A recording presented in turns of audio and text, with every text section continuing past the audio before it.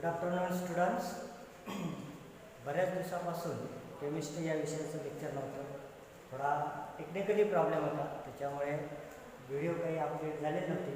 पण आज मागच्या लेक्चरला आपण केमिकल थर्मोडायनामिक्स याला आपण सुरुवात केलेली होती.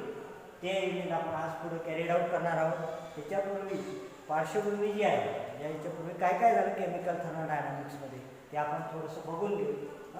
New topic is chemical thermodynamics.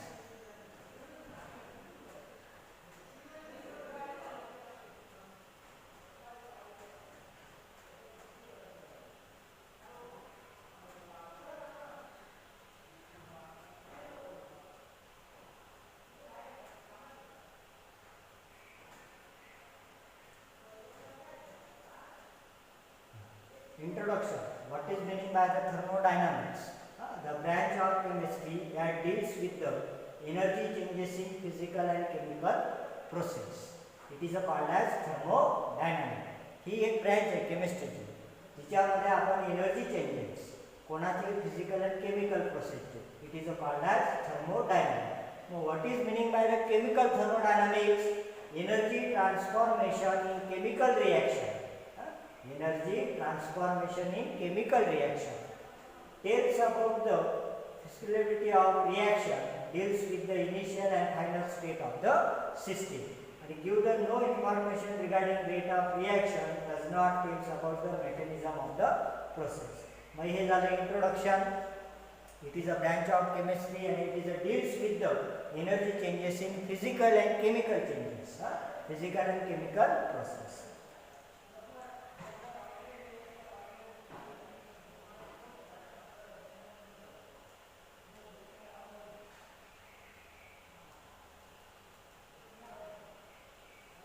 What is the types of system? हे आपण मागच्या लेक्चरला बघितलेले. 3 टाइप ऑफ सिस्टीम आहे: open system, close system and isolated system.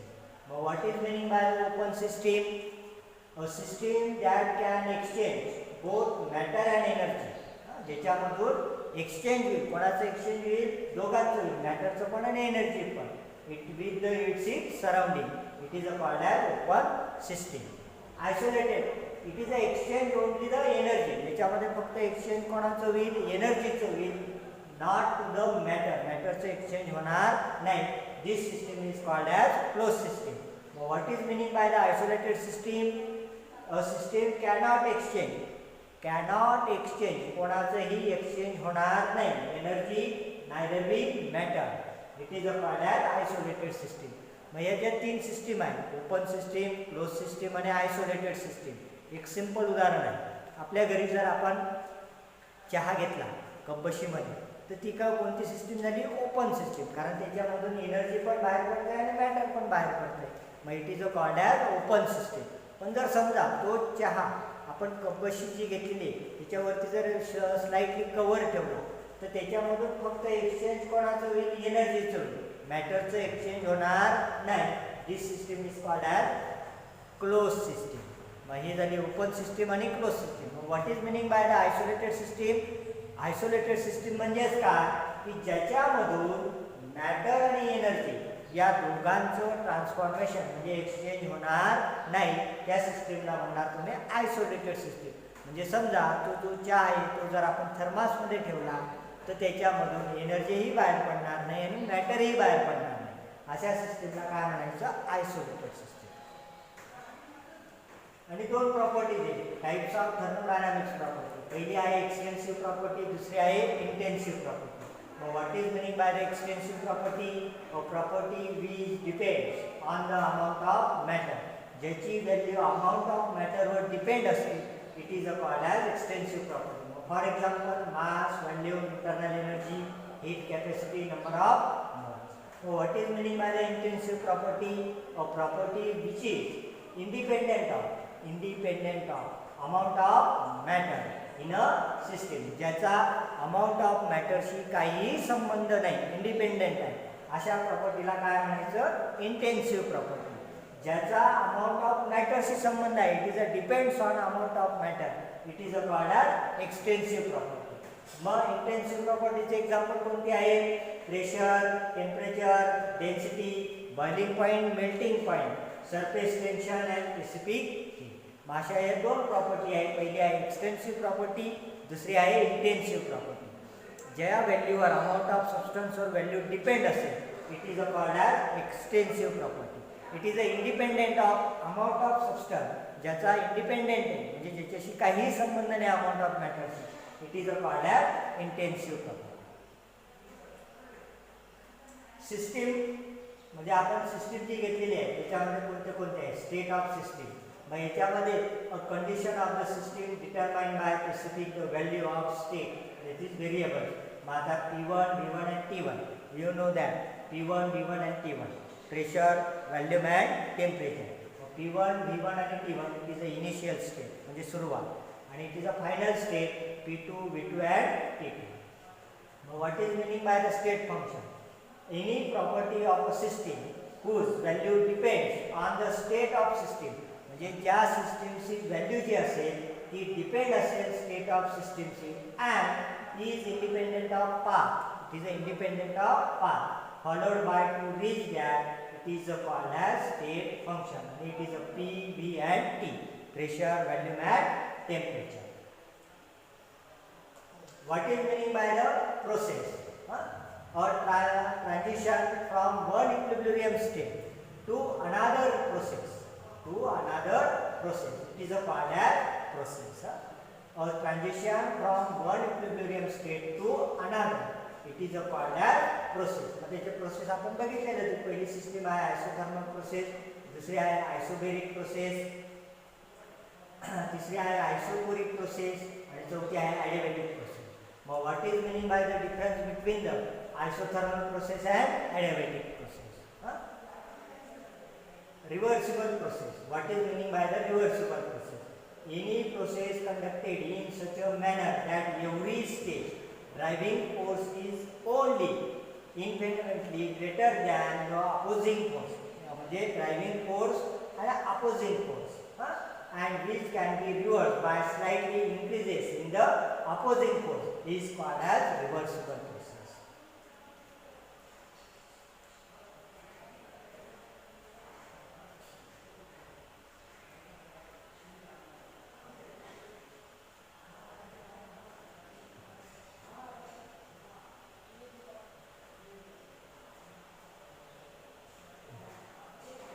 What is the differences between reversible आणि irreversible process? इथं तुम्हाला दाखवलेले आहे रिव्हर्सिबल प्रोसेसचे हे पॉईंट आहे आणि हे रिव्हर्सिबल प्रोसेसचे point.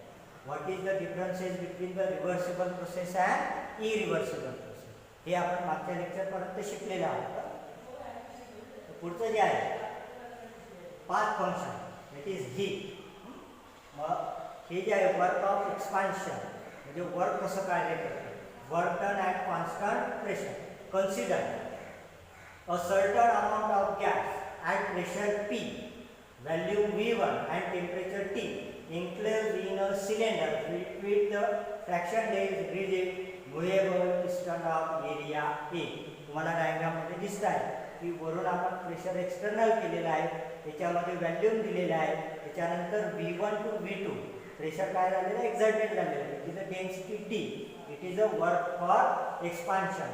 As the gas expansion म्हणजे काय, पूर्णपणे पसरणे. It possesses the piston upward. piston जो आहे तो upward direction ला through a distance T against the opposing force M.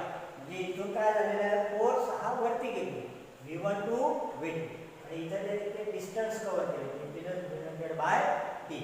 It is a work of expansion.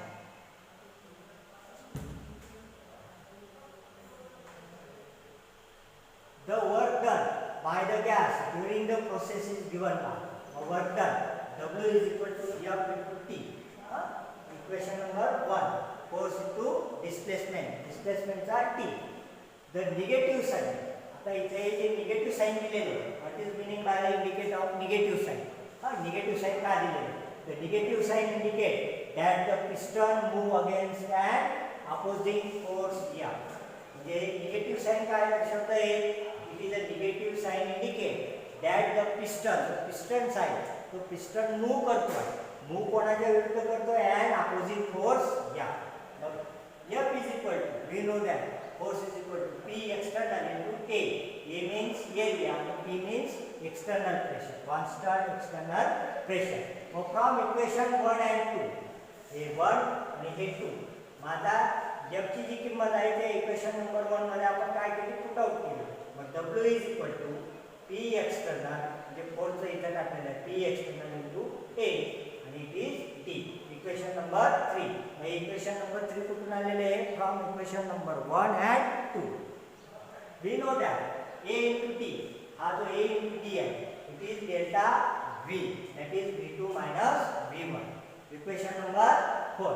आणि V1 आणि V2 काय आहे, V1 it is the initial value, V2 it is the final value.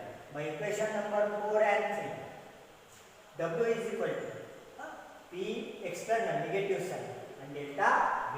We know that A into D delta V. It is the equation number 5. And P external it is the V2 minus V.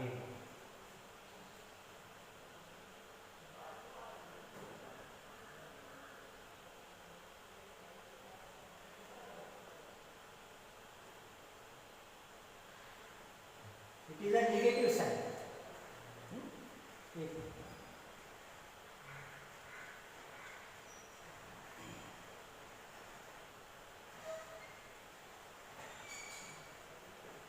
It is a expansion of gas. V2 is greater than V1. So समजा V2 greater than V1 आहे. So work done on the system by the surrounding. W is positive.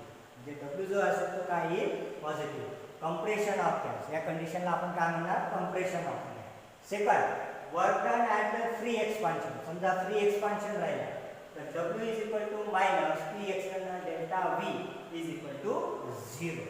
The low work done when the gas is freely expand in vacuum. म्हणजे समजा V2 greater than V1 राहिला तर it is a positive, W is positive. पण जर समजा free expansion आहे तर external pressure is 0, that is no work done when the gas is freely expanded in vacuum. Maximum one. What is meaning by the maximum one? Consider n mole of gas. Consider n mole of ideal gas enclosed in a cylinder when fitted with the fractionless tube. इथे हे diagram आपण बघितलेली आहे work of expansion मध्ये. इथे number of poles असतील, pressure असेल, आणि डी आहे, V2 it is a final value, V1 it is a initial value. यांनी जो डिस्टन्स डी केलेला आहे त्याला डेल्टा V म्हटलेले आहे आणि it is a P external, that is P minus dP. P minus dP. Now what is meaning by the expansion reversible and isothermal? हे जे expansion असेल, it is a reversible and isothermal. It is the initial value V1 and final value V2. It is a dV, it is every step at temperature T. Now what is meaning by dW? dW is equal to minus P external dV, equation number 1. Now P minus P external it is a dP. P minus P external is a dP. It is a P external is equal to P minus dP, equation number 2. Now from equation 1 and 2, dW is equal to P external P minus dP into dV. From equation number 1 and 2. Now dW is equal to minus P dV plus dP dP dP dV. Negatively it is a very small. Each value it is a very small. Now dW is equal to minus P delta P dV. Equation number 3. पुन्हा एकदा नीट लक्षात ठेवा. Equation number 1 and 2. Equation number 1 and 2. याच्यावरनं हे मिळालं. त्याच्यानंतर आपण काय केलं, हे जे आहे dP and dV it is a very small. म्हणून dW is equal to minus P dV. Equation number 3. मग या इक्वेशनला काय करायचं, इंटिग्रेशन करायचं. Maximum work done throughout the expansion from initial value V1 and final value V2 is given by integrated sign dW, integrated sign P dV.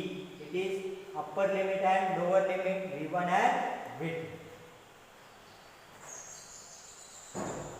Upper limit and lower limit. Equation number 4.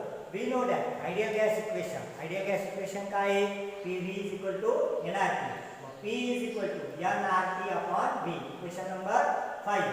W max is equal to W max is equal to V1 काय होईल बाहेर nRT dV upon TV. Equation number 4 and 5. And expansion.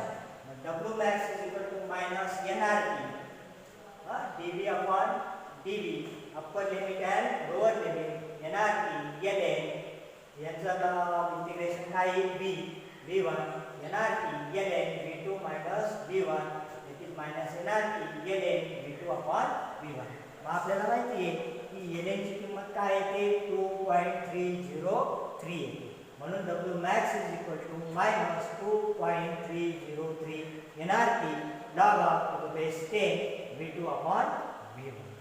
मग according to the Boyle's law काय सांगतो P1 V1 is equal to P2 V2. We know that V2 upon V1 is equal to P1 upon P2. Therefore, W max is equal to minus 2.303 nRT log out of the base 10 P1 upon P2. पण तिकडे काय येईल V2 upon V1 येईल. Volume जर राहिला तर V2 upon V1, pressure जर राहिला तर P1 upon P2.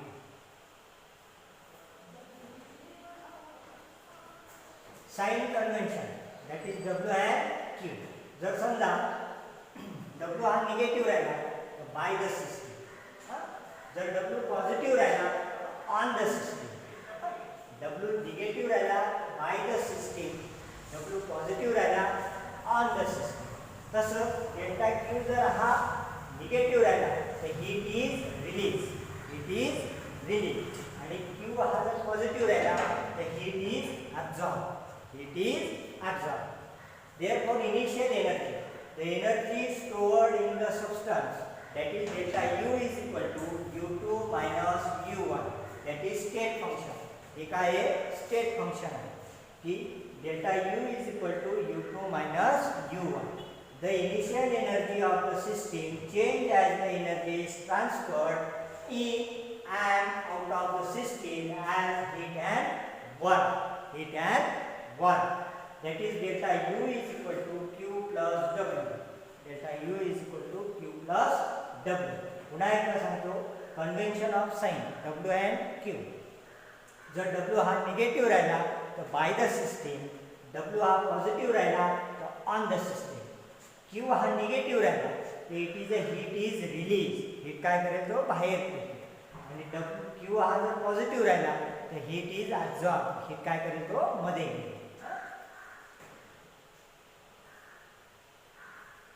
It is first law of thermodynamics. What is meaning by the first law of thermodynamics? Statement. Energy of the universe remain constant. Energy काय राहील? Universe constant. Second statement. The total energy of an isolated system is constant. म्हणजे त्याची जी total energy असेल isolated system, it is a constant. आणि third, the energy is neither be created nor be destroyed and can only be converted from one form to the another. आपल्याला माहिती आहे की ऊर्जा अक्षतेचा नियम काय आहे. ऊर्जा ही निर्माणही करता येत नाही किंवा नष्टही करता येत नाही, फक्त त्याचं एका रूपातून दुसऱ्या रूपात रूपांतर करता येतं. तसंच इथं आहे energy is neither be created not be destroyed and can only, फक्त आपल्याला काय करता येईल बी कन्वर्ट, बदल करता येईल फ्रॉम टू द अनदर, एका रूपातून दुसऱ्या रूपात. मग हे झालं स्टेटमेंट, परीक्षेला येतं. Write the statement of first law of thermodynamics. समजा 2 मार्काला आले तर या तिघांपैकी कोणतेही 2 स्टेटमेंट द्यायचे आणि त्याचं इक्वेशन आहे delta U is equal to Q plus W. Q plus W. First law of thermo various process. Isothermal process, समजा डेल्टा यू जर 0 राहिला आयसोथर्मल मध्ये तर Q is equal to minus W or plus W. म्हणजे W is equal to Q is equal to minus W आणि W जर घेतला तर मायनस क्यू, कारण डेल्टा यू काय येईल 0 येईल. ॲडिबॅटिक प्रोसेसमध्ये क्यू इज इक्वल टू 0, मग delta U is equal to पुन्हा डब्ल्यू आणि minus delta U is equal to minus W. Isochoric प्रोसेसमध्ये delta V is equal to 0 येतो, that is delta U is equal to Q plus W, delta U plus Q minus P external delta V. P external delta U. याची value काय होईल 0 होईल. Delta U is equal to QV. पुन्हा isobaric process मध्ये delta P is equal to 0.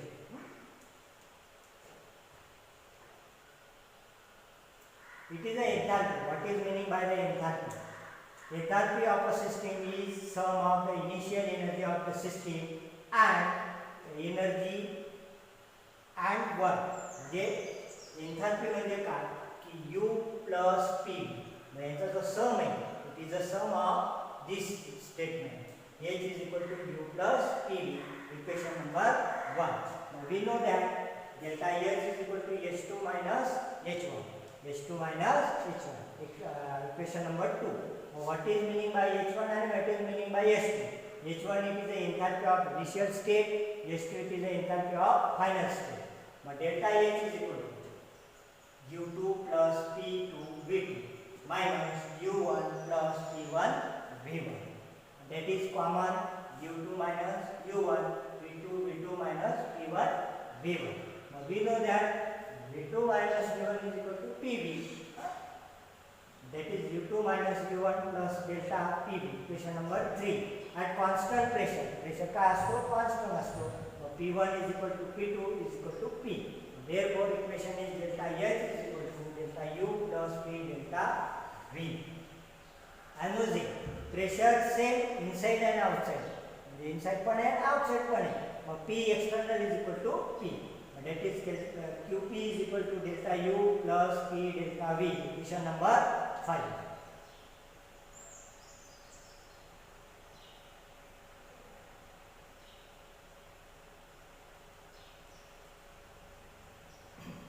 Relation between the delta H and delta U. What is meaning by the relation? आपल्याला माहिती आहे delta H is equal to delta U plus P delta V. Equation number 1. Reaction involving solid and liquid does not show change in volume with change in pressure.